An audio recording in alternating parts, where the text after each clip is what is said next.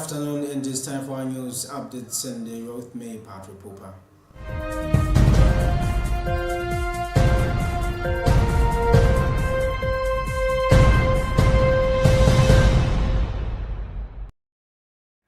Answering questions from journalist in Godov, Pope Leo XIV criticized recent measures taken against migrants in the United States, urging that all people should be treated with humanity and dignity.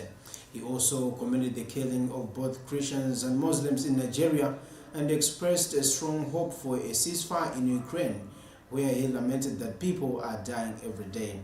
During an informal exchange with reporters on Tuesday evening, as he departed the papal residence in Godov, the Pope addressed a wide range of global concerns, from the ongoing war in Ukraine to terrorism in Nigeria and the even potential Pope Journeys in 2026. He also offered a glimpse into how he spends his day of rest in the quiet urban hills.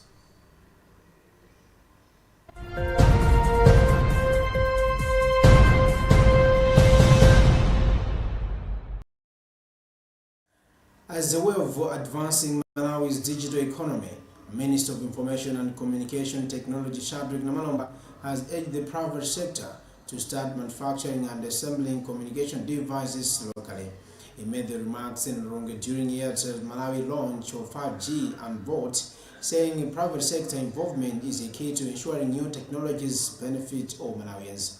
Namalomba said government is prioritizing the telecommunication sector because it offers opportunity for digital jobs and innovation. Airtel Malawi Managing Director Ashish Dutt added that the introduction of 5G and VoLTE position Malawi to use technology as a catalyst for economic growth.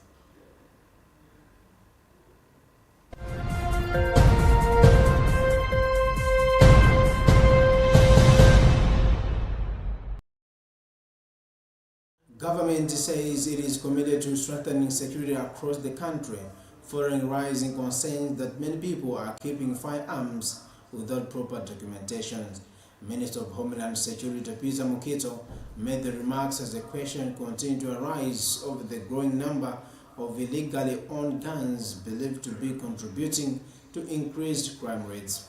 Mukito said the government wants Malawians to live freely and without fear, hence plans are underway to conduct a nationwide audit for all firearms kept in people's homes to ensure they are duly registered.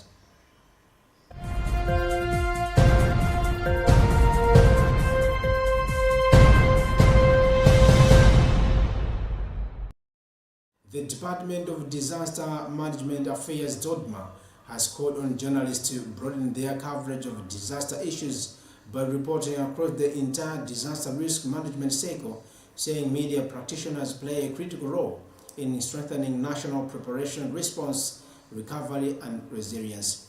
DODMA Public Relations Officer Chibiro Kamura made the remarks on Tuesday when he closed a two-day capacity building training for journalists on disaster risk management, communication, and reporting, aimed at equipping media professionals with the knowledge and skills needed to effectively cover disaster-related matters. Kamura noted that journalists tend to focus mainly on disasters when they occur, yet disaster risk management requires continuous coverage that highlights prevention, mitigation, preparation, early warning, dissemination, emergency needs, and long-term recovery.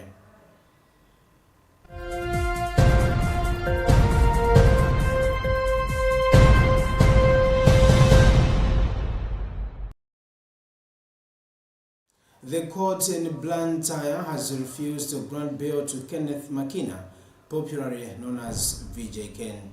VJ Ken is suspected of unlawful keeping a minor and having sexual relations with her. However, he has denied all the charges. His lawyer asked the court to grant him bail, urging that this is his first time being accused of such offenses and that he is a reliable citizen. But the state prosecutor, her friends, asked the court not to grant bail, saying it would interfere with two state witnesses who are already available. Halfrey also said that VJ Ken should not be granted bail because he is also suspected of committing another offense involving the theft of 16.7 million kwacha and is wanted by Chireka police. In delivering her ruling on the request, Senior Resident Magistrate Court Mr. Bononge refused to grant bail, saying the case is serious. The case will return to court this Friday.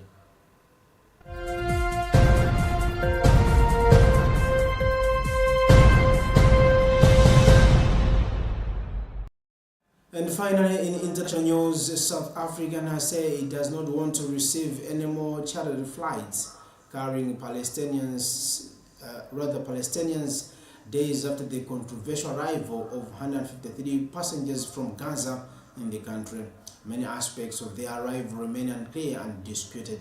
The flight was part of a clear agenda to cleanse Palestinians out of Gaza, and the West Bank Foreign Minister Ronald Lamola said on Monday. The Israel authorities have not responded to this allegation.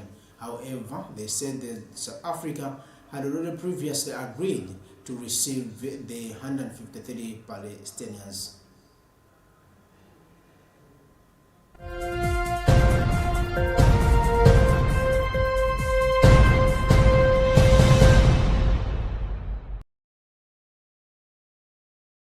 That's the end of our news updates. This has been Patrick Popper. Good afternoon.